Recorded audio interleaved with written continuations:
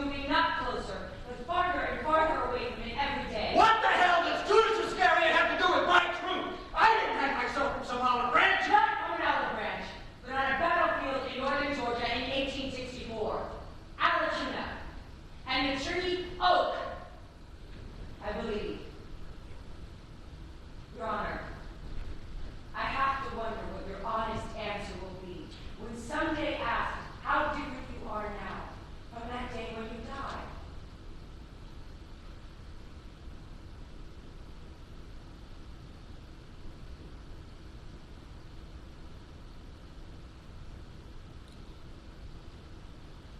Tomorrow morning, 9 a.m. That work for you? It does. Put in the docket. Docket? Write it down.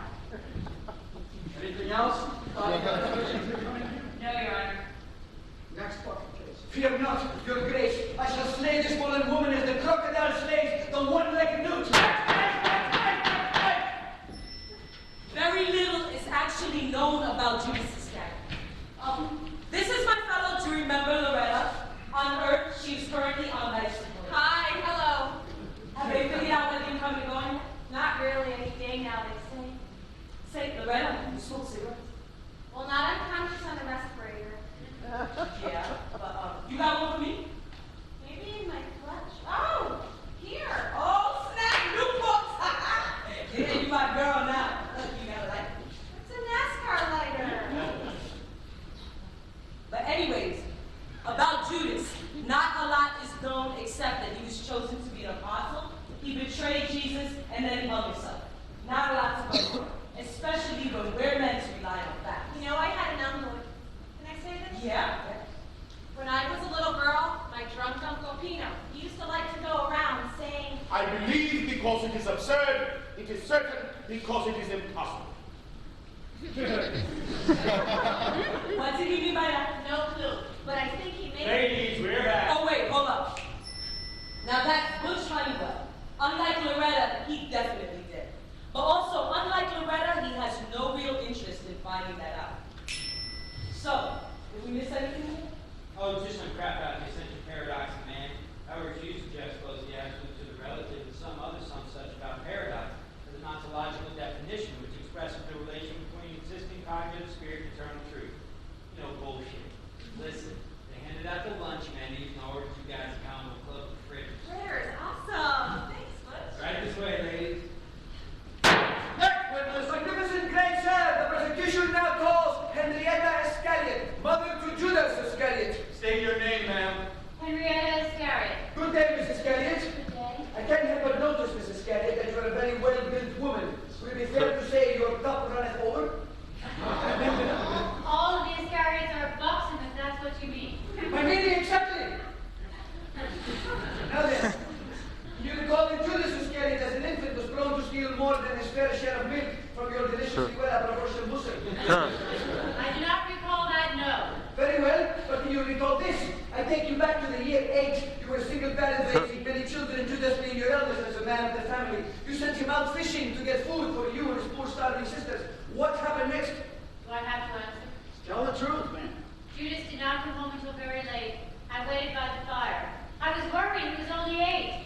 I was concerned that the Romans had detained him for shoplifting. A shoplifter, so please the court. But later he came home. Hi, Mommy. Judas, I was so worried. I got Mommy. Spinning top. Did you catch any fish? Your sisters are weeping with hunger. Weeping and great sir, weeping and wailing. I caught 5 fish, Mommy. Where are they? I sold them in the market and I bought this spinning top. Look how it spins, Mommy. Judas Iscariot, I am ashamed of you. But Mommy. Selfish boy, you will come to no good. Selfish boy, you will come to no good. Was that your statement at the time? He was only 8. 8 and too late. Nothing further, great sir. Ross, no thank you. I wasn't asking you.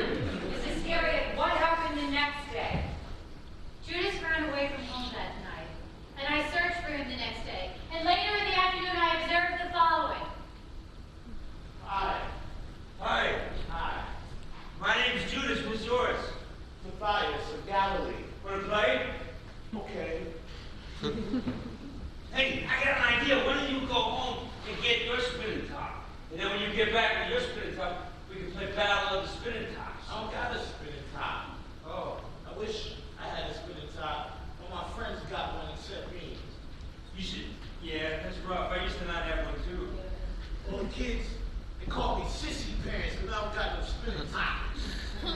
should ask your mommy to buy you one.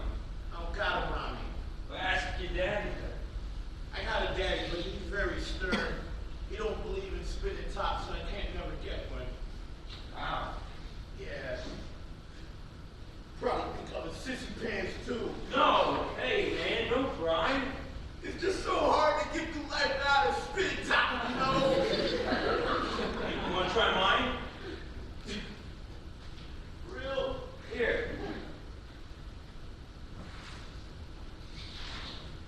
Oh, nobody in Galilee's got a spinning top like that. It's a really cool spinning top. I picked it out myself. Boy, oh boy, your father was really lucky by such a most definitely dope spinning top as that. My father's dead. What? The Romans killed him. Yeah, the Romans, they took all our goats last month. They don't have no money for nothing, even food.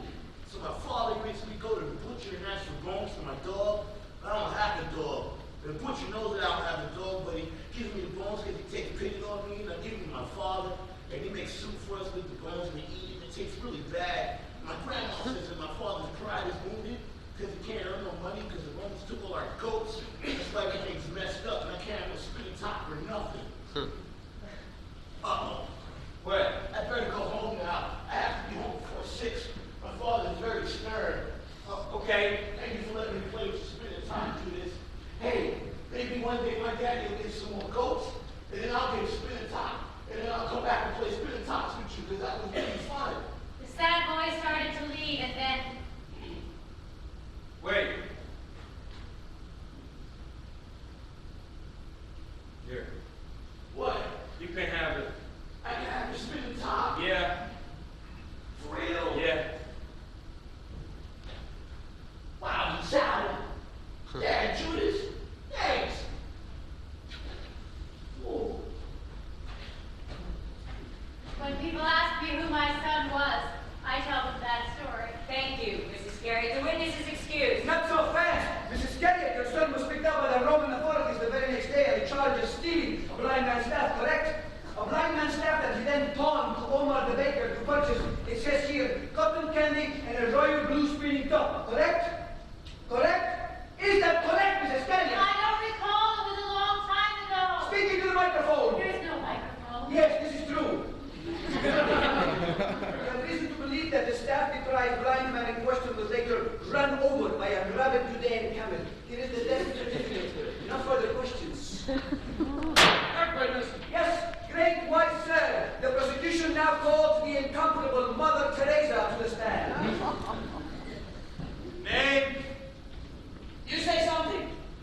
Name. What? Your name, please, ma'am. Oh, yes. 10:45. Okay. Mother Teresa, hello, over here. Who's that? Hello, it is I, Mother. Remember me?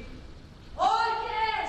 Handsome boy. Hello. Hello, yes. How are you? Let's speak louder, boy. I said, how are you? What? I said, how are you? Judge, bailiff, I believe that we do have a hearing device for Mother Teresa. Get the device.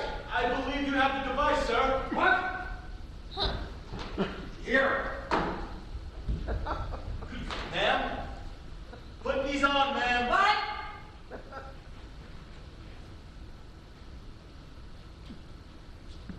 Oh, thank you, giant man.